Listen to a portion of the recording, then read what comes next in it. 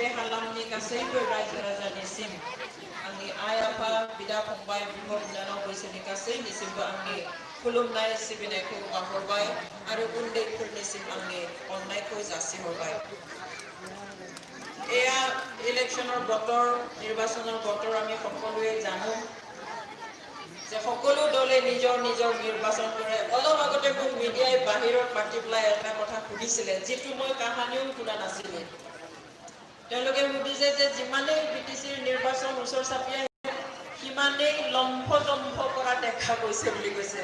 আমি সকলোৱে জানো লম্ফ-জম্ফ আজি কোনে কৰি আছে ইয়াত? কোনে বিটিচি নিৰ্বাচনত সোমাই পেলাই লম্ফ-জম্ফ কৰি আছে? আমি ইয়াত কাহানিও এই শব্দ শুনা নাছিলোঁ, কোনেও ইয়াত লম্ফ-জম্ফ কৰা নাছিলে, কিন্তু কোনোবাই কৰি আছে। সেইটো দেখি আজি মিডিয়াই মোক সুধিছে আৰু প্ৰশ্নৰ উত্তৰ আমি সকলোৱে জানো। আজি বিজেপিয়ে ইয়াত প্ৰৱেশ কৰি আজি ডক্টৰ হিমন্ত বিশ্ব শৰ্মাৰ নেতৃত্বত বিজেপিৰ জাকে জাকে কোন আহিছে? নেতাসকল আহি লম্ফ-জম্ফ কৰি আছে, হয়নে নহয় ৰাইজ? আমি সকলোৱে বিটিচি বাসীয়ে ইমান ইলেকশ্যন আহিল গ'ল, কোনেও এনেকুৱা অৱস্থা আমি দেখা নাছিলোঁ। এতিয়া আমাৰ নিজৰেই কেতিয়াবা লাজ লাগে। এনেকুৱা আমাৰ নেতা আছে, মন্ত্ৰী আছে যিসকলৰ মুখত অলপো শালীনতা নাই, যিসকলৰ মুখত যি আহে তাকে কৈ যেন বিটিচিৰ ৰাজ্যৰ কোনো মান সন্মান নাই, বিটিচিৰ ৰাজ্যৰ মানুহবোৰৰ যেন একোৱেই নাই, যেন শ্ৰদ্ধা কৰিবলগীয়া একো নাই, আমি যেন বেলেগ মানুহ, তেনেকুৱা ধৰণৰ আমাক স্বভাৱ দেখুৱাইছে। ৰাইজ নিৰ্বাচন ওচৰত বেছিদিন নাই, ইমান দিনে ৰখি ৰখি আমি সেই দিনটো পালোহি। আজি ইয়াত ইতিমধ্যে মই দেখিছোঁ, গম পাইছোঁ যে আপোনালোক সকলোৱে বিপিএফৰ প্ৰাৰ্থীক সমৰ্থন দি, বিপিএফ দলক সমৰ্থন দি আপোনালোকে এই মানস চেৰপাঙৰ প্ৰাৰ্থী ধনঞ্জয় বসুমতাৰীক নাঙলৰ ছবিত ভোট দি জিকাম বুলি সিদ্ধান্ত লৈহে ইয়াত আহিছে, হয়নে নহয়? धन्यवाद থাকিল সকলোলৈকে। नोंथांमोना गासैबो बेवहाय दिनै जाखिनिया फैदों आरो सोरबा फैनो हायाखै, थेवब्लाबो आं नुखाबाय, फोथायखाबाय, मिथिखाबाय जे नोंथांमोना फैगौ 10 डिसेम्बराव जानो गोनां जा बिसायख'थि, बे बिसायख'थियावहाय जोंनि बिपिएफ हान्जानि बिजाथि मानगोनां धनन्जय बसुमतारीनो नांगोलनि सावगारियाव भट होगोन होननानै थांखि लाखानानैसो फैदों, नङा होमबा आइफोर आफाफोर? नोंगौ, साबायखर बावबाय बयनिसिमबो नोंथांमोना बेबायदि मोजां थांखि लानायनि थाखाय। दिनै जों जि थांखि लायो बे थांखियानो जोंनि इयुन जोलैनो मोजां इयुन होनो हागोन। जों जुदि दिनै मोजां थांखि लायोब्ला, जों जुदि दिनै मोजां बाथ्रा सानोब्ला, मोजां खामानि मावोब्ला जोंनि इयुन जोलैनिफ्रा मा मोनगोन? मोजां इयुन मोननो हागोन। नाथाय जों जुदि थांखि लानायाव गोरोन्थि खालामोब्ला, गोरोन्थि बाथ्रा बुङोब्ला, गोरोन्थि खामानि मावफ्लाङोब्ला जोंनि इयुन जोलैनि गथ' गथायफ्रा खोमसि इयुन मोनगोन। আজি আমি যি সিদ্ধান্ত লওঁ সেই সিদ্ধান্তৰ ওপৰতে আমাৰ নৱপ্ৰজন্মৰ ভৱিষ্যত বৰ্তি থাকিব। আমি যদি আজি শুদ্ধ সিদ্ধান্ত লওঁ, আজি যদি আমি ভাল কথা কওঁ, শুদ্ধ কাম কৰোঁ, শুদ্ধ কথা কওঁ, শুদ্ধ কথা চিন্তা কৰোঁ, তেনেহ'লে আমাৰ নৱপ্ৰজন্মই ভৱিষ্যতে যিসকল আমাৰ প্ৰজন্ম আছে আমাৰ সমাজক চলাব, তেওঁলোকে কি পাব? সুস্থ ৰাজনীতি পাব, সুস্থ সমাজ পাব আৰু সুস্থ ভৱিষ্যত পাব। সেইকাৰণে আমি যদি কিবা কাৰণত আজি ভুল সিদ্ধান্ত লওঁ, ভুল কাম কৰোঁ, ভুল কথা কওঁ, ভুল কথা চিন্তা কৰোঁ, তেনেহ'লে আমাৰ নৱপ্ৰজন্মই তাৰ কাৰণে ভুগিব লাগিব, অৰ্থাৎ কি পাব? অন্ধকাৰ ভৱিষ্যত পাব। সেইকাৰণে আজি আমি যি সিদ্ধান্ত লৈছোঁ, বিপিএফক সমৰ্থন কৰি বিপিএফৰ পুনৰ চৰকাৰ অহাটোৰ কাৰণে আমি সকলোৱে ভোট দি জয়যুক্ত কৰাৰ যি সিদ্ধান্ত লৈছোঁ, সেয়া শুদ্ধ সিদ্ধান্ত আৰু এই সিদ্ধান্তত আমি সকলোৱে অটল থাকিব লাগিব। এইকেইদিনত বিভিন্ন ৰাজনীতি দলৰ পৰা বিভিন্ন নেতা আহিব, আপোনালোকক বিভিন্ন কথা ক'ব। আমি জানো যেতিয়া নিৰ্বাচন আহে কলাক বগা বুলি কয় আৰু বগাক কলা বুলি কয়। আপোনালোকৰ ইয়াতো আহি ক'ব বগাটো কলা, কলাটো বগা। কিন্তু ৰাইজ সাৱধান হওক, আপোনালোকে আপোনালোকৰ দৃষ্টি বিশ্বাস ৰাখক, আপোনালোকৰ চকু, আপোনালোকৰ বিবেক, আপোনালোকৰ মগজু আপোনালোকে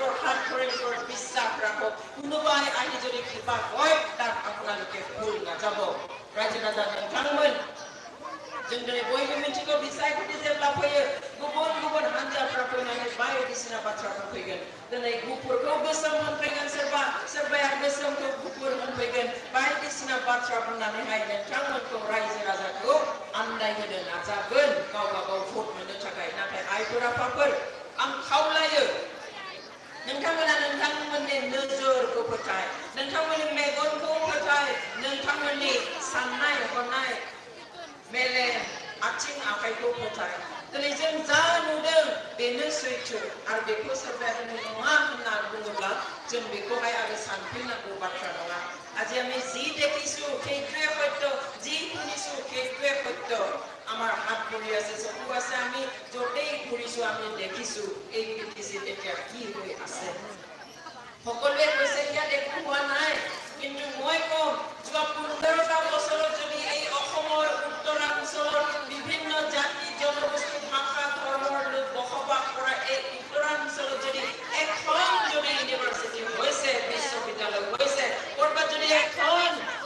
মেডিকেল কলেজ হৈছে কৰবাত যদি এটা ৰাস্তা ভাল হৈছে কৰবাত যদি পকী দলং আমি দেখিছো তেনেহ'লে তাৰ সকলো ক্ৰেডিট একমাত্ৰ বিপিএফৰ কাৰণ এই যোৱা 15টা বছৰত বিটিসি চুক্তিৰ পিছত ইয়াক বিপিএফৰ বাদে কোনেও শাসন কৰা নাই গতিকে এই যি হৈছে এই সকলোবোৰৰ ক্ৰেডিট একমাত্ৰ বিপিএফৰ ৰাইজ আমি জানো যে আমি যিমান বিচাৰো সেইখিনি পোৱাটো কেতিয়াও সম্ভৱ নহয় আমি বিটিসি এৰিয়া হুলস্থুল কৰি আছো একো নাই কোৱা কিন্তু আমি অকণমান কম্পেয়াৰ কৰি চাব লাগিব তেতিয়াহে আমি জানিম যে আমি পাইছো নে নাই আমি সুখত আছো নে কোনোবাই আমাতকৈ বেছি সুখত আছে কিন্তু জানিবৰ কাৰণে আমি অকণমান বাহিৰা কথাও আমি চাব লাগিব আজি ভাৰতবৰ্ষ স্বাধীন হোৱা কিমান বছৰ হ'ল ৰাইজ ৭৪ বছৰ হ'ল কিন্তু আজি ভাৰতবৰ্ষ স্বাধীন হোৱাৰ ৭৪ বছৰৰ পিছতো আপোনালোকে শুনি আচৰিত হ'ব ভাৰতবৰ্ষত খাবলৈ নাপায় মানুহৰ ডেইলি মৃত্যু হয় ভাৰতবৰ্ষত হাজাৰ পৰিয়াল আছে হাজাৰ ঘৰ আছে হাজাৰ মানুহ আছে যাৰ থাকিবলৈ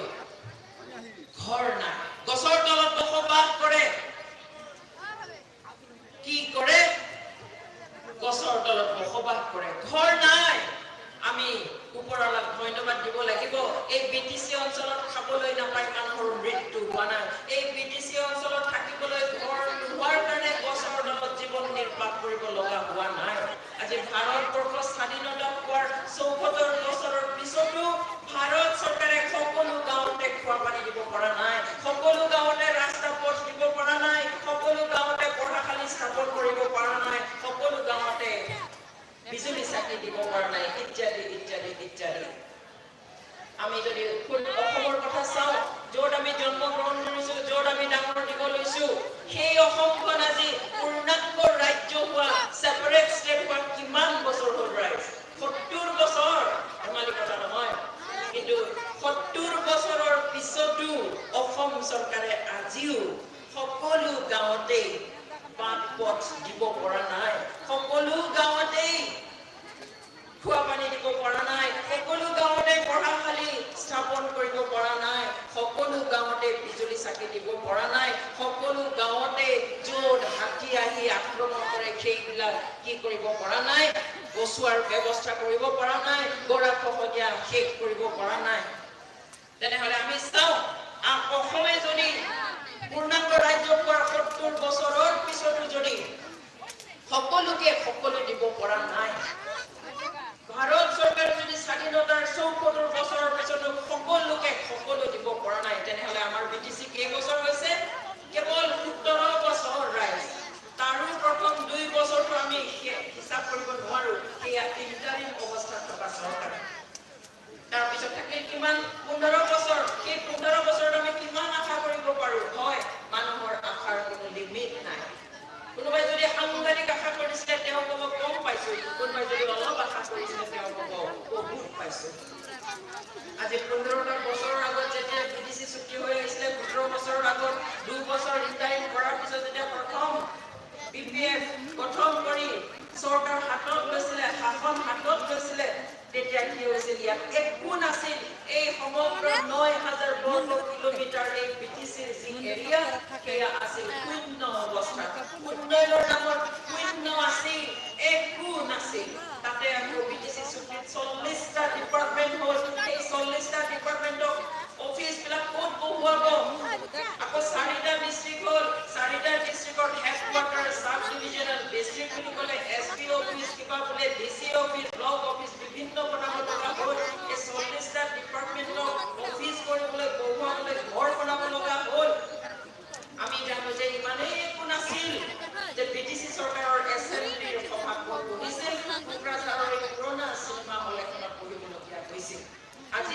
কলেজাৰতকৈ যিটো ষ্টাইলিছ ছেক্ৰেটাৰিয়েট যিটো আমি দিল্লীত দেখিবলৈ পাওঁ সেয়া জানো এদিনতে হ'ব গতিকে সকলো ইনফ্ৰাষ্ট্ৰাকচাৰ বনাওঁতে তেওঁলোকে শাসনৰ ব্যৱস্থা শিকোঁতে আমি যদি কওঁ যে 5 বছৰ তাত দিওঁ তেনেহ'লে আমাৰ হাতত থাকিল কিমান কেৱল 10 বছৰ 10 বছৰত কিমান কৰিব পাৰে হয় আক্ৰমণ মহিলা ডাঙৰীয়াও কৈছে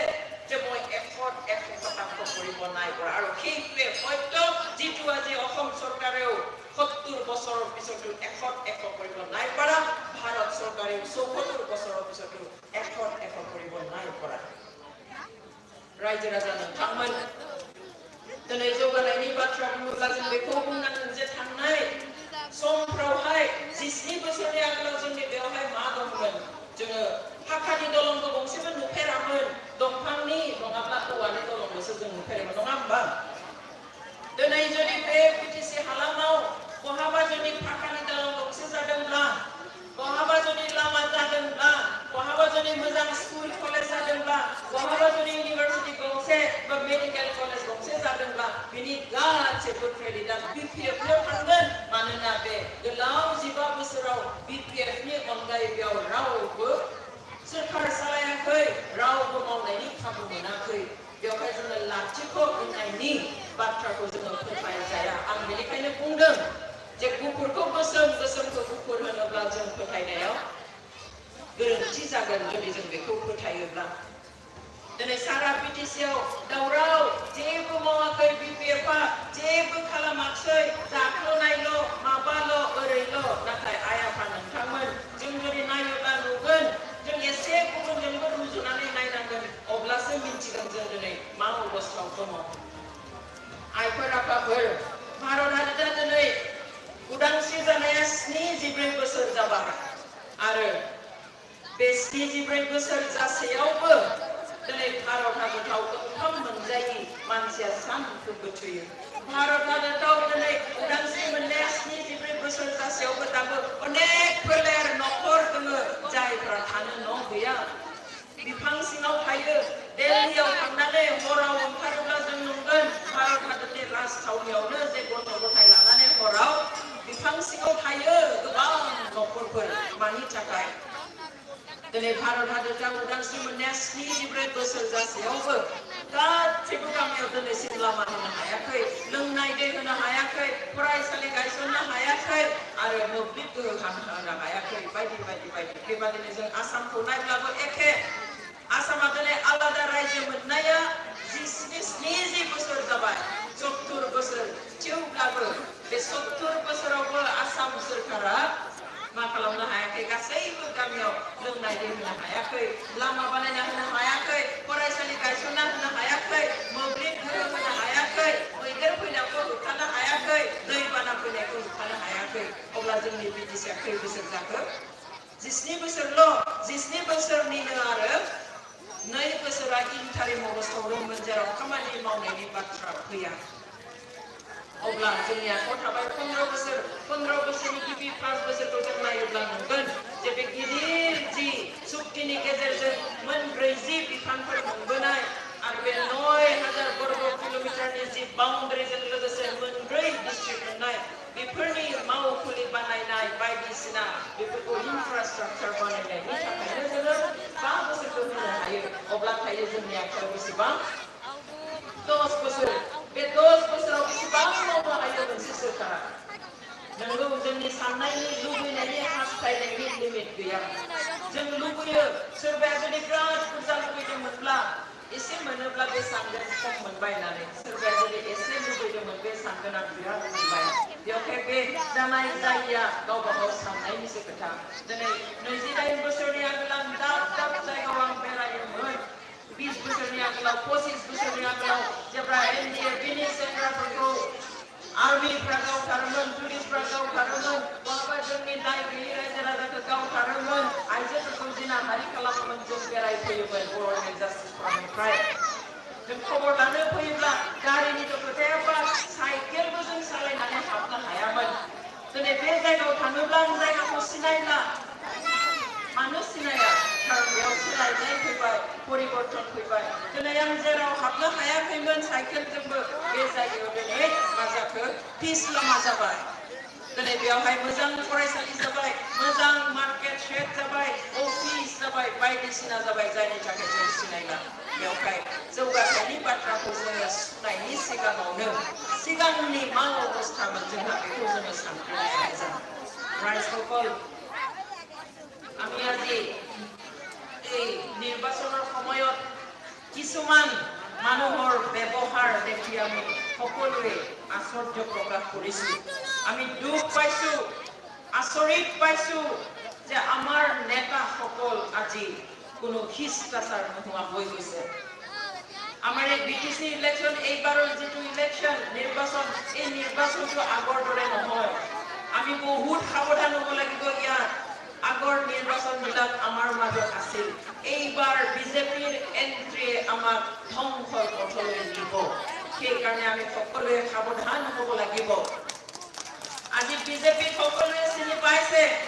আজি ডক্টৰ হিমন্ত বিশ্ব শৰ্মাই ফুলা গাড়ীত আহক হেলিকপ্টাৰত আহক গাড়ীত আহক যিমান দমভালি মাৰি কথা কওক বিজেপিৰ চৰিত্ৰ চিনি পাবলৈ আৰু বাকী নাই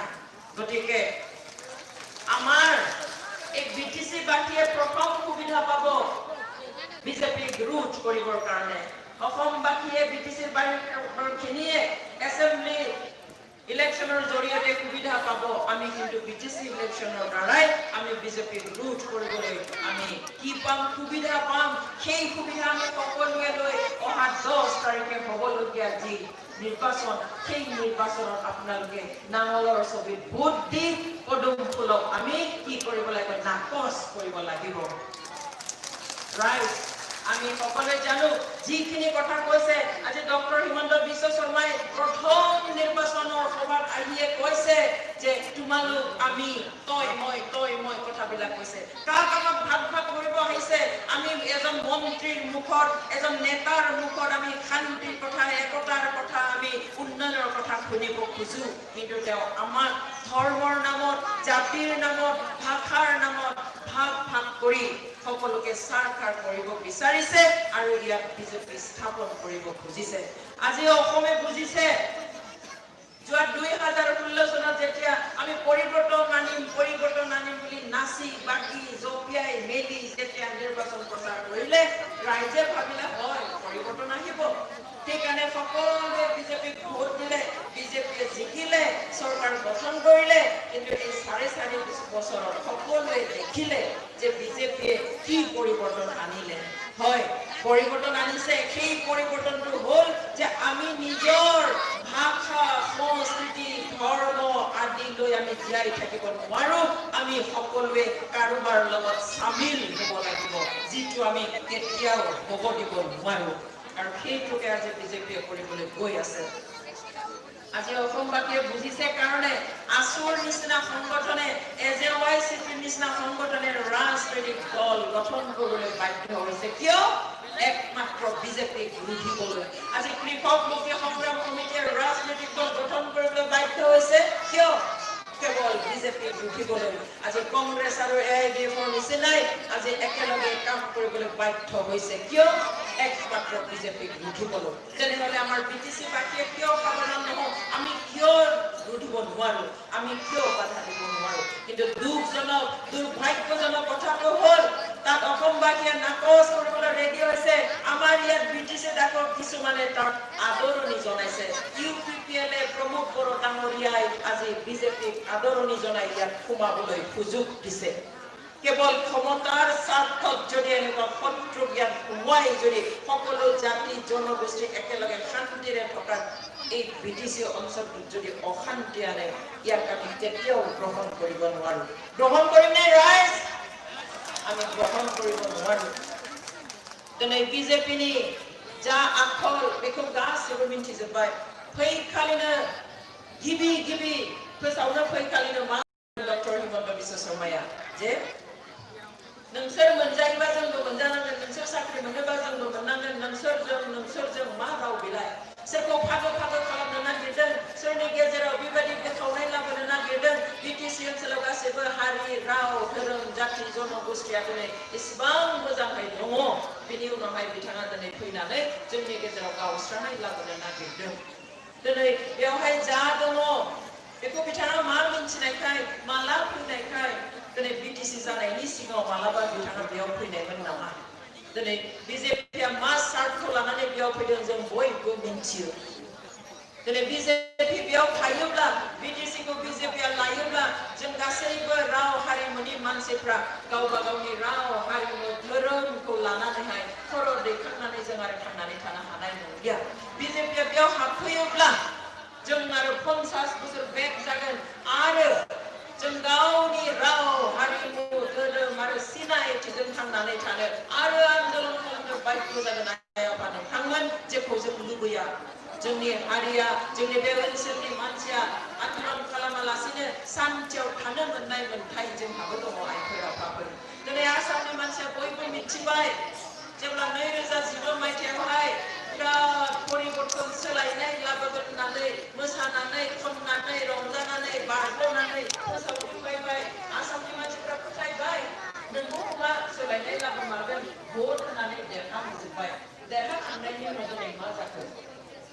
दिनै सोलायनाया मोनसे लामाजों फैबाय। बे सोलायनाय लाबोनायानो मा जे गासिबो गावबा गावनि राव हारिमुखौ गारनानै मोनसे हारि जानानै थानांगोन। बिजेपिनि मत्त'खौ जों बयबो मिथियो one nation one culture one language one religion. जों माबोरै थानो हानो? अब्ला जों गैया जालांजोबगोन। बेनिखायनो जोङो सम थानायावनो साबधान जानांगौ। दिनै आसु बादि संगठना एजेवाइसिपि बादि संगठना दिनै कृषक मुक्ति बादि संगठना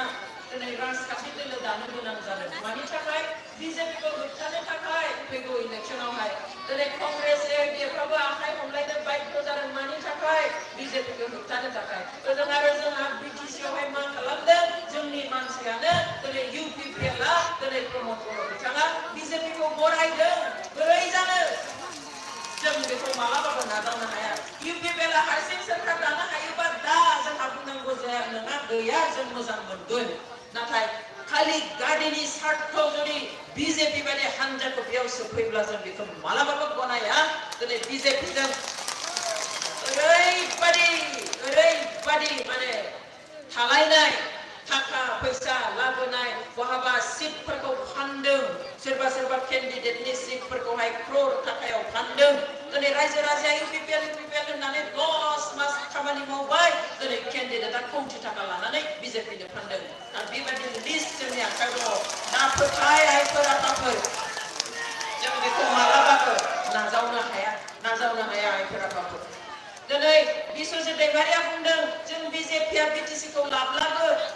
बर'आनो चिफ जागोन, बर'आनो इएम जागोन, एमसिएलए जागोन, जोंनो सालायगोन बेवहाय जेबो नङा बे जाया। बिजेपिया जुदि दिनै बिटिसिनि सोरखाराव जयोब्ला बिजेपिनि बर' लिडारफोरखौ सोर सालायगोन? नागपुरनिफ्राय आरएसएसआ सालायगोन, दिल्लीनिफ्राय बिजेपिया सालायगोन आरो दिसपुरनिफ्राय बिजेपिया सालायगोन। बेयाव जोंनि जेबो थाया आइफोर आफाफोर। बिथांमोना जोंनि बायदि खामानि मावनो हानाय नङा। जोंनि बायदि खामानि मावनाय बे 6 शेड्यूलआ मा? 6 शेड्यूलनि सिङाव मोनदों बे बिटिसिखौ।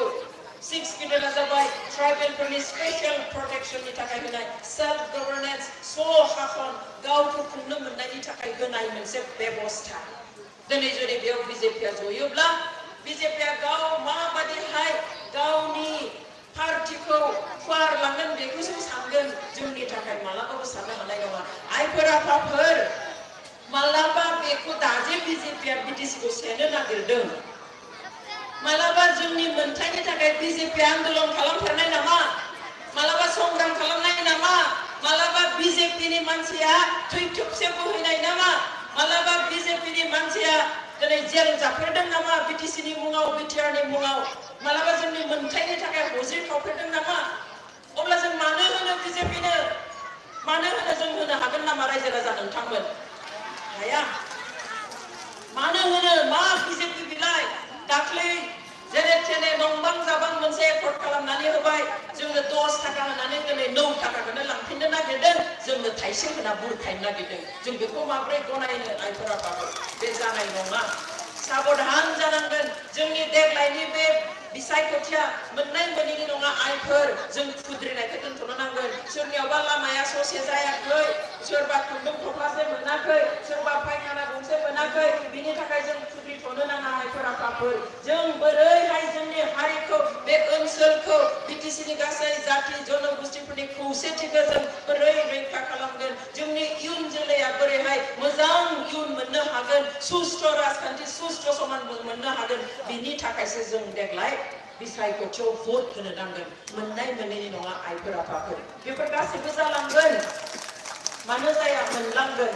दिनै 17 बोसोरनि आगोलाव बेयाव जेबोआनो गैयामोन मालाबाबो कुनुदिन सोरखारा नायफेराखैमोन 60-70 बोसोर बर'फ्रा संग्राम खालामनानै दिनै इउनिभारसिटि गंसे मोनदों दिनै गंसे मेडिकेल कलेज मोनदों आरो दिनै हिमन्त बिश्व शर्माया बुंदों কি দিয়া নাই সব দিছো সব পাইছে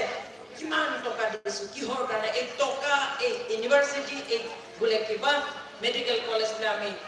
টেষ্ট নিদিয়াকৈ জীবন নিদিয়াকৈ ধৰ্ষিতা নোহোৱাকৈ সংগ্ৰাম নকৰাকৈ ইয়াত আমি উত্তৰ অসমত আমি একো পোৱা নাই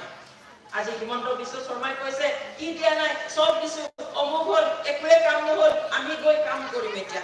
কিয় আমি কি অসমৰ অংগ নাছিলো এই উত্তৰাঞ্চল অসমৰ আমি কি ভাৰতবৰ্ষৰ অংগ নাছিলো এতিয়া যে কাম কৰিবলৈ ওলাইছা এতিয়া কৈছে ডক্টৰ হিমন্ত বিশ্ব শৰ্মাই যে বিজেপিক ভোট দিয়ক আমি যদি সরকার গঠন কৰো 45 দিনৰ ভিতৰতে আমি বিটিসি বলে কি বনাই দিব একেবাৰে খুনৰ নিচিনা বনাই দিব তেও যোনফালে খুজকাৰে বলে ৰাস্তা হৈ যাব বলে কিয় 45 দিন খুজিছা এতিয়া ইমান বছৰে কিয় নকৰিলা এতিয়া কিয় হার পাইছা ইয়াত কিবা হৈছে হোৱা নাই 17 বছৰৰ আগত তুমি কেতিয়াবা এই চিৰাং অঞ্চলত কোকৰাঝাৰত উদালগুৰি বাক্সাত এই অসমৰ উত্তৰাঞ্চলত কেতিয়াবা আহি সোমাইছিলানে যে এতিয়া ইয়াত আমি কেনেকৈ আছো এটা খবৰ লগতে আহিছা এই বিটিসিৰ কাৰণে আমি জি পাইছো টেষ্ট দি পাইছো আজি ডক্টৰ হিমন্ত বিশ্ব শৰ্মাই অসমৰ বাকি ডিস্ট্ৰিক্টৰ কাৰণে এদিনত 5খন মেডিকেল কলেজ এনাউন্স কৰে ৰাইজ যে অমুক অমুক অমুক 5খন জিলাত মেডিকেল কলেজ স্থাপন কৰা হ'ব What about us? What about BTC? What about these 4 districts? আগতেই যদি তোমালোকে কিবা দিয়া হলে ইয়াত কেতিয়াও আন্দোলন নহলহেঁতেন কেতিয়াও মানুহৰ মৃত্যু নহলহেঁতেন কেতিয়াও মহিলা ধৰ্ষিতা নহলহেঁতেন जों যদি নাই মোনলা নাচাই এই উত্তৰাঞ্চলত এখন যদি মেডিকেল কলেজ আমি পাইছো সংগ্ৰাম কৰি টেষ্ট দি জীবন দি ধৰ্ষিতা হৈ পেলাই পাইছো এখন যদি আমি ইঞ্জিনিয়াৰিং কলেজ পাইছো সেইয়াও আমি সংগ্ৰাম কৰি পাইছো এনেই দিয়া নাই তুমি আজি কৈছা হাগ্ৰামা মহিলাৰ ক্ষমতা দি ভুল কৰিলো হাগ্ৰামা মহিলাৰ লগত লৈ ভুল কৰিলো আৰে তুমি কোন হাগ্ৰামা মহিলাৰ ডাঙৰীয়া ক্ষমতা দিবৰ কাৰণে হাগ্ৰামা মহিলাৰ ডাঙৰীয়া যদি কোনোবাই ক্ষমতা দিছে কিয়া বিটিসি বাখিয়ে ভোট দি পেলাই তেখেতক ক্ষমতা দিছে এয়া হিমন্ত বিশ্ব শৰ্মাই আহি তেওঁৰ কাৰণে কেম্পেইন কৰি তেওঁ কিবা অদ্ভুত আকাশৰ প্ৰাণী ক্ষমতা দিয়া নাই বিটিসি বাখী ৰাইজে এটা ভোট দিয়া যে 15 বছৰে হাগ্ৰামা মহিলাৰে ডাঙৰীয়া ভোট দিছে যাৰ নেতৃত্বত এই বিটিসি অঞ্চলৰ সকলো জাতি জনগোষ্ঠী ভাষা ধৰ্মৰ লোকসকলে আজি বিশ্বাসত লৈ পেলাই কাম কৰি আছে আৰু সেয়া দেখি তেওঁৰ এতিয়া কি হৈছে হিংসা হৈছে সেই কাৰণে আহিয়ে আমাক ভাগ ভাগ কৰাৰ কথা কৈছে তুমি দুৰ্নীতিৰ কথা কৈছা তুমিয়েতো লৈ আছিলা বিপিএফৰ লগত তুমিয়ে আছিলা তুমি হাগ্ৰামা মহিলাৰ ডাঙৰীয়াৰ বা বিপিএফৰ দুৰ্নীতিৰ কথা কোৱাৰ আগত তুমি ডিমা হাছাওৰ 1000 কোটি টকাৰ কেলেংকাৰীৰ পৰা আগতে মুক্ত হৈ লোৱা আজি সাৰদা কেলেংকাৰীৰ যি তুমি তাত জড়িত হৈ আছা সেই তাৰ পৰা আগতে মুক্ত হৈ লোৱা তুমি লুইস বাৰ্জাৰৰ যি কেলেংকাৰী জড়িত হৈ আছা তাৰ পৰা আগতে মুক্ত হৈ লোৱা তাৰ পিছত বিটিসি আহি দুৰ্নীতি মুক্তৰ কথা কবা আমি সহ্য নকৰো তুমি এয়া ট্ৰাইবেল এৰিয়া বুলি ভাবিছা নে সৰু হেৰি জাগা বুলি ভাবিছা এই ডাঙৰ ডাঙৰ মিটিঙত আহি তই মই কথা কয় ইয়াত বোলে এতিয়া এনডিএফবি নাই অস্ত্ৰ নাই সেই কাৰণে শান্তি কাকো ভয় কৰিব নালাগে বোলে কিন্তু আকৌ কি ভাষা কেৱল অস্ত্ৰই অশান্তি নানে ৰাইজ কিহে অশান্তি আনে এই মানুহৰ যি ঘৃণাৰ ভাৱ অপমান কৰা কথা কোৱা এই যে মানুহৰ মাজত ধৰ্ম জাতিৰ নামত বিভাজন আনা অহংকাৰ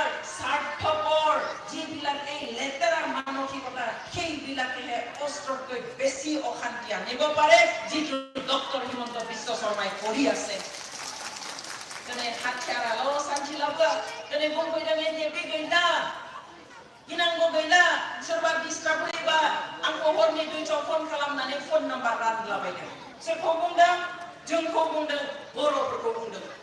এই যে ফোন নাম্বার বিলাই কৰিছে এনজেপি নাই আৰু যদি কোনোবাই বলে ভয় খুৱাই ডিস্টার্ব দিয়ে বলে মোৰ ৰাতি 2টা হলেও ফোন কৰিবা বলে ফোন নাম্বার বিলাই কৰিছে কাক কৈছে সাৱধান কিন্তু কথা কওঁতে ৰাইজ কিন্তু আমাৰ ৰাইজ এতিয়াও বহুত ধৈৰ্য ধৰি আছে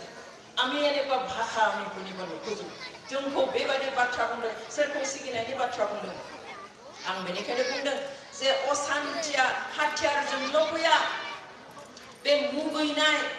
अपमान खालामनाय गाज्रि गोसोजों खोथा बुंनाय राव हारि धोरोम लानानै बोखावनो नागिरनाय जोंखौ नेग्लेक्ट खालामनाय जोंखौ गादबनो नागिरनाय गावनि जि अहंकार बेफोरबादि रावासो मा खालामो हाथियारनिख्रुइ बांसिन असान्थि लाबोनो हायो आरो बे खामानिखौ दिनै डक्टर हिमन्त बिश्व शर्माया खालामगासिनो जों बेखौ नाजावनो हाया दिनै मानसिनो होनाय होयि बेसेबां बाथ्रा बुंदों बोले बीपीएफ চাকৰি দিলে बोले হেৰি নাকিবই ভোট দিলে बोले চাকৰি নেপায় তুমি কি চাকৰি দিবা ডক্টৰ হিমন্ত বিশ্ব শৰ্মা আপুনি আগতে অসমত আপোনালোকে 2016 চনত যি প্ৰতিজ্ঞা কৰিছিল যি প্ৰতিশ্ৰুতি দিছিল অসমৰ 24 লাখ মানুহক চাকৰি দিম বুলি সেয়া আগতে দিলোৱা না তাৰ পিছত আহি পিটিচিত কবা যে পিটিচিৰ মানুহক চাকৰি দিব বিজেপিয়ে প্ৰতিশ্ৰুতি দিছিল যদি চৰকাৰ গঠন কৰে 24 লাখ মানুহক কি দিব চাকৰি দিব কিন্তু হৌহিনাখন চৰকাৰী মতে তথ্য দিলে on behalf of chief minister October মাহত যে এই জুৱা 4.5টা বছৰত বিজেপিয়ে কিমান চাকৰি দিব পালে 24 লাখৰ ভিতৰত কেৱল 80,000 80,000 তাৰ ভিতৰত আকৌ পুলিচৰ চাকৰিও সোমাই আছে খালি সিভিলৰ চাকৰি নহয়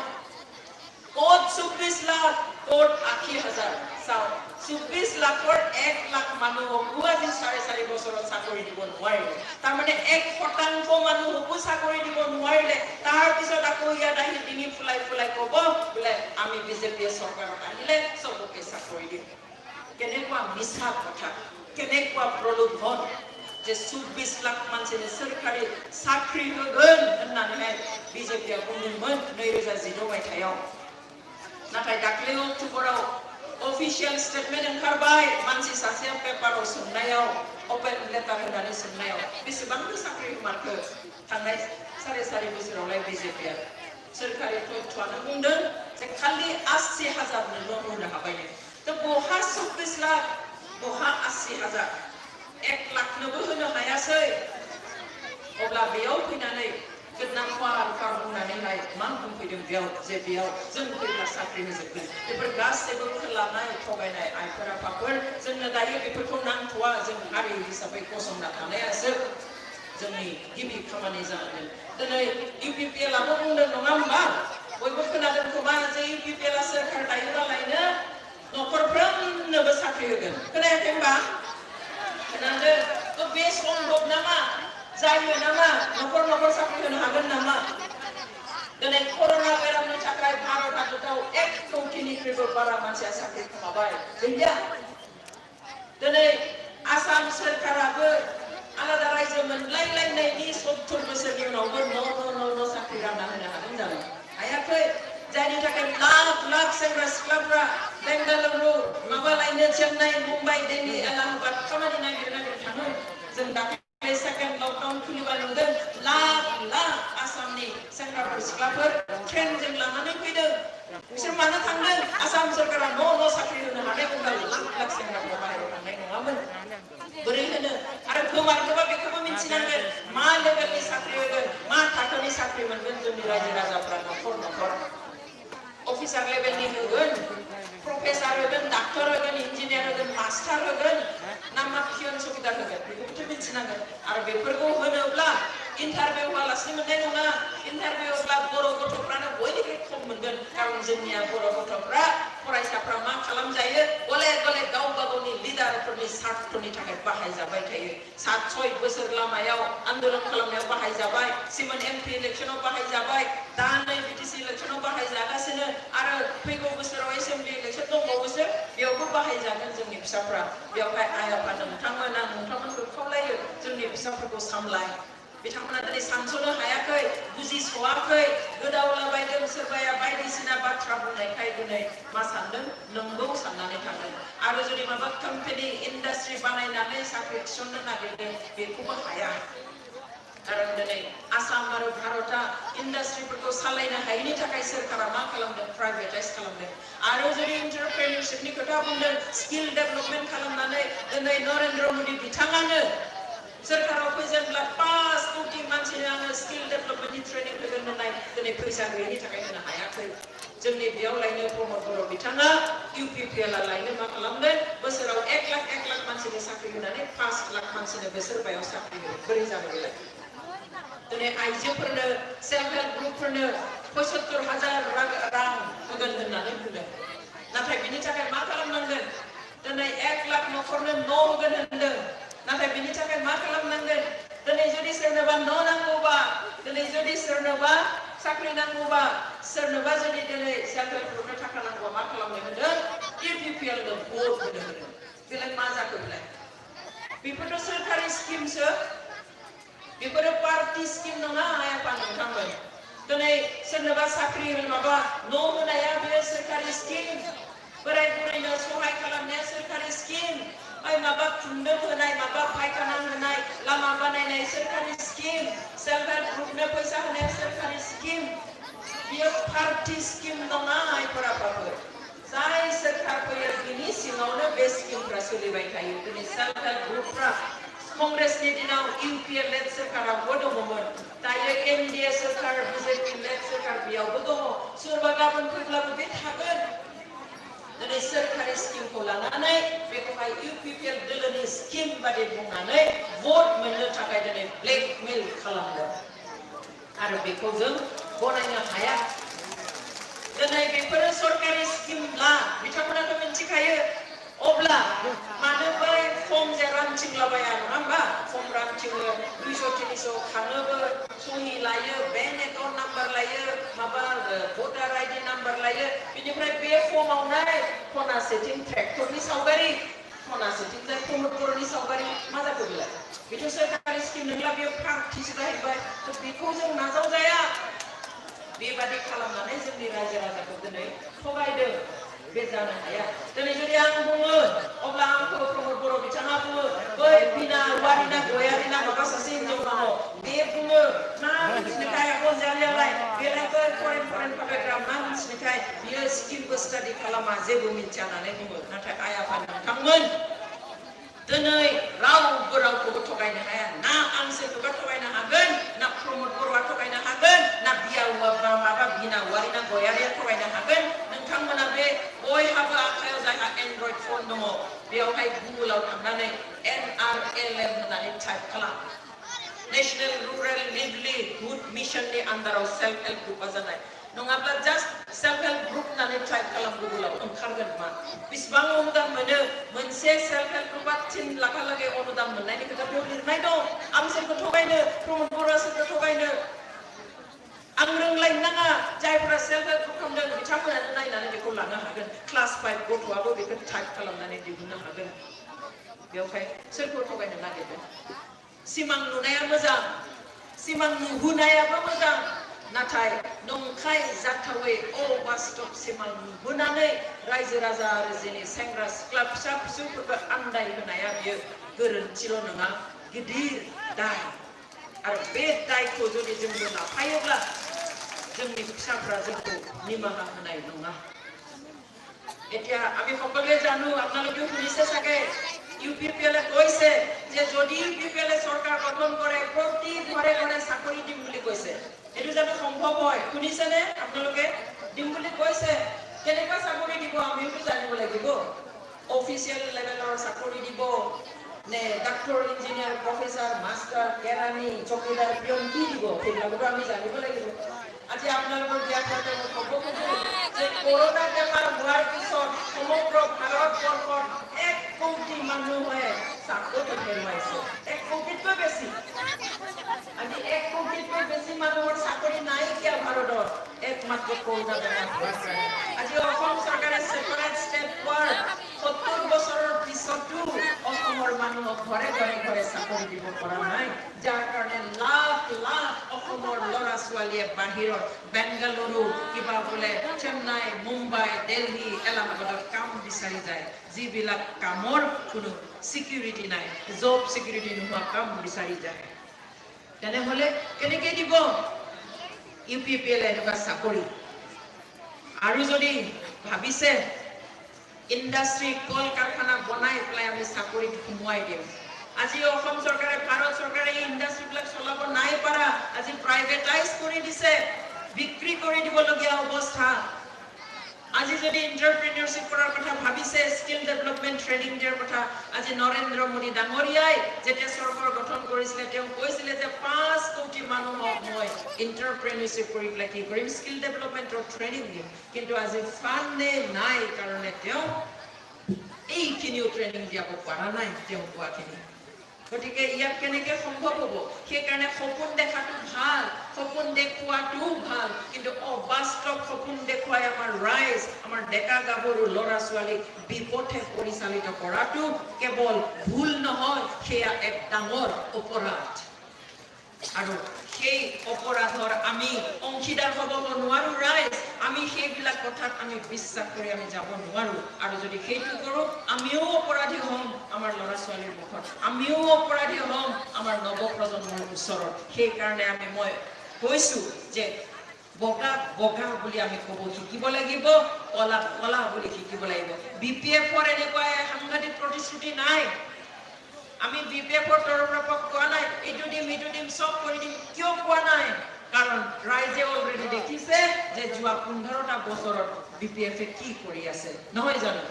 যেনে जों मानो बुङाखै ओरै होगोन थोरै होगोन आरो सोरखाराव फैब्ला मिन्थिगोन बेसेबां मा मावनो हायो बिपिएफ निफ्राय बेफोरबायदि बायदिसिना मानसिखौ लुबै होनाय बाथ्रा बुङाखै मानो बुङाखै कारण थांनाय 15 बोसोराव बिपिएफआ मा मावदों बेखौ रायजो राजाया नुबोगासिनो दङ आरो जि आद्रा थानाय खामानिफोर बेफोरखौ जोङो ज' गासैबो मावलांगोन खामानि मावब्ला गोरोन्थि जायो थाबायोब्ला सौथुयो बेबादिनो दिनै बिपिएफआ खामानि मावनायाव मालाबा जुदि गोरोन्थिफोर जादोंब्लाबो बे गोरोन्थिफोरखौ जोङो फोसाबलायलायनानै सावरायलायनानै जों आरो गोदान लामाजों खामानि मावनो आवगायलांनांगोन आं आरो मोनसेबाव बुङो जे नोंथांमोना मोननाय मोनैखौ दोनथ'नानै बे खेबाव जोंनि इयुनखौ नायनानै जों हारि हिसाबै गावनि राव हारिमुजों खर' दैखांनानै बोरै थांनानै थानो हायो खौसेयै बोरै थांनानै थानो हायो बिनि स्वार्थआवसो जाहाथे नोंथांमोना भोट होयो जोंहा बिपिएफ नि बादै कोनो अपशन गैया बेवहाय जोङो बिपिएफ नो भोट होनानै जाहाथे जोङो जोंनि इयुनखौ जोंनि फिसाफोरनि इयुनखौ जाहाथे जोङो गोग्गो खालामलांनो हायो बेखौ आं बुंनो हास्थायो आं मोननैसो लाइन आं एकर्डनि सायाव बुंनानै जोंनि बर' रायजो राजानो बुंनानै फोजोबनो नागिरबाय जों बयबो मिथिगौ जे बे जा एकर्ड जालांबाय थांनाय 27 जानुवारियाव बे एकर्डआ आसलते शान्ति गोरोबथासो पीस एकर्डआ सोरजों जायो आइ आफा नोंथांमोन बहाबा राजा लामाव जिरायनाय ट्रेन लाइनाव जिरायनाय माइक्र'फन लानानै बहाबा आन्दोलन खालामनाय संगठनजों रायज्लायनानै सुक्ति खालामनायखौ मा होना पीस एकर्ड होननानै बुङा जायफ्रा हाथियार लानानै दावहा नाङो हाथियार लानाय संगठनजों जानाय गोरोबथाखौसो गोजोननि गोरोबथा एबा पीस एकर्ड होननानै बुङो बे थांनाय 27 जानुवारियाव जानाय एकर्डआ बेयो एनडीएफ जों जानाय एकर्ड एनडीएफ नि एकर्ड नाथाय बेयावहाय दिनै बे बाथ्राखौ बुङोब्ला जे बे एकर्डखौ दिनै इफाल खालामनानै फरायसा आफादनिफ्राय माबायदि खालामनाय जायखौ बेखौ जुदि बुंनो नागिरोब्ला दिनै फरायसा आफादनि उन्दै गथ'फ्रा जायफ्रा बिसोरनि दैदेनगिरिफोरजों जेबो खिन्था जाया इउपिपिएल नि सेंग्रा सोद्रोमाफ्रा फेसबुकफ्राव गोब्राम लिरो जे प्रमोद बर' सारा हाबनानै जुदि बे एकर्डखौ खालामोनब्ला लायनो मा जागौमोननो एनडीएफ नि सेंग्राफ्रा गाव खार जाजोबगौमोननो ओइ केम्पफ्राव लायनो मोनजायै मोनलोङै सेवथाफ्रा रानथाब थैगौमोननो बे नङा एनडीएफ जोंनो सुखिया जानो थांगासिनोमोन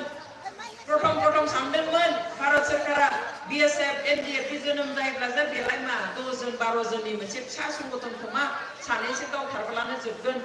ओंखाम जाहोग्राफोरखौ सासे गावथारहैब्लानो ओंखाम संनानै होग्रा सासे आइजोखौ जिनाहारि खालामब्लानो जोबगोन होनना सानदोंमोन नाथाय जेब्ला भारतनि आर्मी पुलिसा सानै NDF गावोब्ला साबा NDF गोदान हाबो साथामखौ जेलाव हरबा 10 जन गोदान हाबो 10 जनखौ गावथारोब्ला 20 जन हाबो बेबायदिहाय दिनै रोजा रोजा बर' सेंग्राफ्रा जेब्ला हाबबाय आरो बे बर' रायजो राजायाबो गावथारजाब्लाबो जेलाव लांजाब्लाबो आइजोफ्रा जिनाहारि खालामजाब्लाबो हाग्रा आरो हाजो बादि जानानैहाय NDF खौ फिसिबाय जाहोबाय लोंहोबाय मदद होबाय गासैबो बर' हारिया NDF खौ बजबनानै लाबाय मोनसे समाव भारतआ सोरखारा साननो बाध्य जाबाय जे NDF हारसिं नङा सारा हारियानो NDF जों दङ बेवहाय जों दिनै बेखौहाय रायज्लायनानैसो फोजोबनांगोन जों गावथारनानै जेलाव लांनानै जों बिसोरखौ फोजोबनो हालिया बिथांमोना थारैनो माहारियारि समस्या दङ राजखान्थियारि रांखान्थियारि आरो समाजारि बेबादि समस्याफोर दङ बेवहाय मा खालामखो सीजफायर खालामहोबाय भारत सरकार राज्य सरकार आरो NDF नि गेजेराव सीजफायर जाबाय इंटरलकेटर अपॉइंटमेंट होबाय सावरायनाया जालांबाय थाबाय उनावहाय नुबाय जे NDF आरो NDF मोननै दङ मोननै आलादा मेमोरेंडाम होबाय थायो बेवहाय सरकारा खावलायबाय जे नोंसोर ज' जाना गांसे मेमोरेंडाम हो गांसे मेमोरेंडाम बानायबाय जेखौहाय डिआर नाब्ला बिथां आदायानो बेखौहाय फाइनल खालामदों भारत सरकारनो गथायबाय नायबाय सावराय फैबाय बिनि गेजेरावनो फास्ट ट्रेक बोब्रबनानैहाय आदामोनखौ आरो जेलाव सोनानै दोनफिनबाय थेवब्लाबो सावरायनाया थाथ'आखै थांबाय थाबाय थाङै बिनि गेजेराव धीरेन बर'खौ होखारबाय अब्लाबो बे मोनसे मेमोरेंडाम चार्टार अफ डिमान्डनि सायावनो सावरायबाय थाबाय आइफोर आफाफोर थांनाय बोसोरनि बे समाव नभेम्बर दाननि 15, 16, 17 तारिखाव सानथाम कन्टिनिउसलि NDF नि मोनथाम ग्रुप आरो इंटरलकेटरजों रायज्लायनानै गासै चार्टार अफ डिमान्डनि पॉइंट्सफोरखौ फाइनल खालामबाय एग्रीमेंट खालामनो हानाय बादि बिनि एक नम्बरखौ गनायाखैमोन भारत सरकारा कारण एक नम्बरा आलादा रायजो बिनाय NDF ओमफ्राय जे दायो भारत सरकारा बेनि खुनु स्ट्रेटेजि गैथ'वा बेवहाय बेखौ दोनथ'बाय बाकी गासैखौबो मानिनाय जागोन इनार लाइन पारमिट बेखौ मानियाखै कारण स्टेट गैयाब्ला इनार लाइन पारमिटनि दरकार जाया बे चार्टार अफ डिमान्डनि 19 नम्बर क्ल'जआव लिरनाय दङमोन बे सुक्तिनि गेजेरजों NDF नि जेसेबां जेलाव दङ लिडार्स केडार्स गासैबो राजौआ समाधान मोनगोन एबा जेनेरेल एमनेस्टि होगोन होननानै लिरनाय दङमोन आरो बेखौ मानिखानाय आरो बेनो नियम जेब्ला मोनसे हाथियार लानाय संगठननि समयसाखौ राजखान्थि समयसा होननानै गनायथि होयो अब्ला बिथांमोननि गासैबो दाय दोफोनखौबो पलिटिकल क्राइम होननानै हमो आरो बेखौहाय जेब्लानो पलिटिकल प्रब्लेमा सल्व जायो सावरायनानै सुक्ति जायो आरो बेयावनो लोगो बे पलिटिकल क्राइम बिथांमोननि बे दाय दोफोनफोरखौबो राजखान्थियारि दाय दोफोन होननानै बेखौ निमाहा होयो बे जोबनानै थाङो नाथाय जोंनि बेलायाव बे जायाखै प्रमोद बर' बिथांखौबो सहि होफानो बुंदोंमोन इंटरलकेटरा आंनो खिन्थादों नाथाय प्रमोद बर' does not want to sign he wants to continue his separate state movement होननानै आंनो खिन्थादों खिन्थु उपाय गैया जों NDF जों सहि खालामनोसै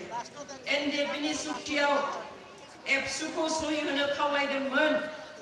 जाहाथे खनसे लागैनो once and for all बे मुभमेन्टआ जोबो कारण BLT नि सुक्ति समावहाय लास्ट आबसुआ ब्रेकआउट खालामदों सहि होआखै बेनिफ्राय उनावहाय आरो आबसुआ आलादा रायजोनि आन्दोलन खालामफिनबाय बेवहाय सोरखारा सानदोंमोन जे NDF जों सहि जाब्लानो आबसुआबो फैफायोब्ला जेबो जाया होननानैहाय बुंनानै लादोंमोन बेल' नङा लाख बर' रायजो राजानि आसि थुख्लं थै दिहुननानैहाय सहि लायै जाबखो कागज लानानै दिल्लीयावहाय प्रेसार होनो थांदोंमोन आलादा रायजो सोरजिनो नाथाय बेबो जायाखैबा बोरै सहि होनो नाथाय मोनसे समाव सहि होबाय मानो होखो आं मोनसे खोथा बुंनो नोंथांमोननो बे आफादनि NDF नि जिथु चार्टार अफ डिमान्ड बेखौ सोलायबाय 27 तारिखाव जि सहि जादों जेराव सहि होबाय बियो बै NDF दैथायनाय चार्टार अफ डिमान्डआनो नंलिया जों सानदोंमोन सोरखारासो सोलायगोन नाथाय दाख्लै बावै मोनसे इन्टेलेक्चुयेल मिटआव प्रमद बर'आ गावनो बुंनानै लाबाय जे बे एकर्डनि मोनफ्रोमबो सोदोब आरो लाइनखौ आं दिल्लीनि गान्धी भवनाव एसि गैयि रुमाव 20 दिन हारसिङै जनानै लिरनाय होननानै बुंनानै लाबाय सोर मोनथाय होनाय बे 70 बोसोर 60 बोसोर संग्राम खालामबोनाय खोलोब खोलोब गुबुन गुबुन संगठन गुबुन गुबुन हानजानि सिङाव संग्राम खालामनानै जिउ होनानै नागार सारनानै सोरबा जिनाहारि खालामजानानै जेल जानानै बर'नि मोनथायनि थाखाय नांनायखौ हारसिङै गान्धी भवनाव 20 दिनाव लिरनानै फाइनेल एन्ड कम्प्रिहेन्सिभ खालामनो थाखाय सोर मोनथाय होनाय दिनै बे जोंनि थाखाय दुखुनांथाव बाथ्रा बोरै जायखौ ब्लेकमेल खालामनानै सम गैया किन्तु बेखौ मिन्थिनानै ला जे बेखौहाय ब्लेकमेल खालामनानै बिथांमोनखौ एनडिएफबिनि माखासेखौ सहि होहोनाय जादों उपाय गैया बिथांमोना सोरखारजों ज' थानानै रायज्लायनोबो होआखै ज' जनानै बेखौहाय डिसकास खालामनोबो होआखै जेब्ला दिन्थिबाय अब्ला फुल स्टप दारिखौमा मोनसेबो सोलायनो हानाय अबस्थायाव फैदामोन किन्तु सिगिसोखौ ब्लेकमेल खालामनानै बेखौहाय खालामनाय जाबाय आदाखौ लांनानै आइबिनि कब्जायाव दोनबाय सोरबा धीरेन बर'खौ बेलेग हटेलाव सावरायग्राखौ बेलेग हटेलाव गोविन्द आदाखौ बेलेग हटेलाव आदामोननि टीमखौ बेलेग हटेलाव हारसिं हारसिं जुदा जुदा खोथा सावरायनानै गुबुन गुबुन रोखोमै ब्लेकमेल खालामनानै बिथांमोनखौ सहि होनो थाखाय बाध्य खालामनाय जादों आं नोंथांमोननो बेखौ खिन्थानो लुबैयो जे आदा नाब्लाया 10 बारनिख्रुइ बारा बेयाव बुंदों जे आं बेखौ सहि होनो हाया किन्तु जिबादि ब्लेकमेल खालामबाय उनाव जोंहा सम फैबावगोन आं बेफोराव बे बाथ्राखौ बुंदों मात्र मोनसेल' खोथाखौ बुंनानै फोजोबनोसै दिनै प्रमद बर' बिथाङा जेरावनो थाङो बुङो जेराव इन्टारभिउ होयो बेयावनो बुङो जे दिनै अस्त्र मुक्त जाबाय शान्ति फैबाय एबसल्युट पिस फैबाय बर'लेण्डआवहाय बोरै बे एकर्डनि गेजेरजों मा खालामगोन जे बै हाग्रायाव थानाय गासैबो फैनानै मा खालामनो मोनबाय लायनो बिमा बिफा न'खरजों गथ' गथायजों थानो मोनबाय बिराद गोजोनबाय शान्ति मोनबाय केम्पआव थानाय सेंग्राफ्राबो न'आव फैनानै समाजजों बिमा बिफाजों गथ' गथायजों थानो मोनबाय अब्ला आंना सोंनाय दङ बिथाङा बेखौ बावबाय नामा दिनै बै 100 जननिख्रुइ बारा एक्स एनडिएफबिफ्रा जेलाव दङ फांसिनि अर्डार लानानै दङ थैजासिम जेल साजा लानायनि अर्डार लानानै दङ आंखि आइजो एनडिएफबिबो दिनै जेलाव 100 जननिख्रुइबो बारा दङ बिथांमोनहा मा गावबा गाव न'आव फैनानैहाय गावनि बिसि फिसाय बिमा बिफाजों थानो मोन्थाय गैयामोन नामा दिनै जाय मानसिया हाथियारखौ मुगैनानै बोसोराव खनसे हाथियार सावोमोन जाय एनडिएफबिखौ दिनै एक्सट्रिमिस्ट होननानै बुङोमोन जाय एनडिएफबिखौ गावनो थाखाय आर्मि बियोमोन दिनै बे एनडिएफबिनि फाफ्लियाव गसंनानैहाय गाखोनानै मा खालामदों फिथाइ खानो नागिरगासिनो दङ आइफोर आफाफोर दिनै बे इउपिपिएलआ बिजेपि बायदि स्टरजों ज' जानानैहाय जातिखौ ध्वंस खालामनो नागिरदों जों बेखौ होबथानो नांगोन बिजेपिखौ जेरै होबथानो नांगोन जों इउपिपिएलखौबो जोंनि हारिनि इयुननि थाखाय जोङो होबथानो थाखाय बाध्य बेवहाय आइफोर आफाफोर जोबनायाव आं नोंथांमोनखौ आरोबाव खनसे आंनि गोरबोनिफ्राय साबायखर बावदों बाथ्राफोरखौ खोनासंनायनि थाखाय खालि भट बिनो आं बेयाव गसङाखै बेफोर बाथ्राफ्रा नोंथांमोननि जाहाथे माबायावहाय गोसोआव जा सोंलुफोर थायो बेखौ जाहाथे फोजोबनो हायो आरो नोंथांमोना जाहाथे नोंथांमोननि न'खराव सोरबा दाबो थांखि लानो गोनो गोथो जानानै दङब्ला गामियाव न'खराव फोलेराव सोरबा जुदि गोनो गोथो जानानै दङब्ला बेफोर बाथ्रानि गेजेरजों जाहाथे नोंथांमोना आरोबाव गुबुनखौबो बिपिएफआव भट होनो थाखाय खावलायो थि थांखि लानो थाखाय खावलायो आं बेनि थाखाय बे एसे गोलाव बाथ्राखौ बुंबाय जोबनायाव बयखौबो आरोबाव खनसे हाग्रामा महिलारिनि आखाइखौ गोख्रों खालामनो थाखाय नांगोलनि सावगारियाव भट होनानै धनन्जय बसुमतारी बिथांखौ देरहाहोनो थाखाय खावलायबाय আপোনালোক সকলোকে পুনৰবাৰ সকলো জাতি জনগোষ্ঠী ভাষা ধৰ্মৰ লোকসকল ঐক্য আৰু শান্তিৰ থকাৰ স্বাৰ্থত আমাৰ নৱপ্ৰজন্মক বচোৱাৰ স্বাৰ্থত পুনৰবাৰ হাগ্ৰামা মহিলাৰীৰ হাত শক্তিশালী কৰিবৰ কাৰণে নাঙলৰ ছবিত ভোট দি ধনঞ্জয় বসুমতাৰী ডাঙৰীয়াক জয়যুক্ত কৰিবৰ কাৰণে মই অনুৰোধ জনাই মোৰ বক্তব্য সামৰিছো ধন্যবাদ গোজোন্থন অঞ্জলি বাইদেউ হাজার হাজার ধন্যবাদ জ্ঞাপন করছো বিপিএফ জিন্দাবাদ ডাঙৰ সিনাবাদ দিয়ক গজেমন সমিতি কি বই এতিয়া আমাৰ মাজত আৰু মানে বিপিএফ দল যোগদান কৰিব বাকি আছে আপোনালোকে পঢ়ক বেছি সময় আৰু মই আৰু ধ্যান সুতামান দিম গতিকে এতিয়া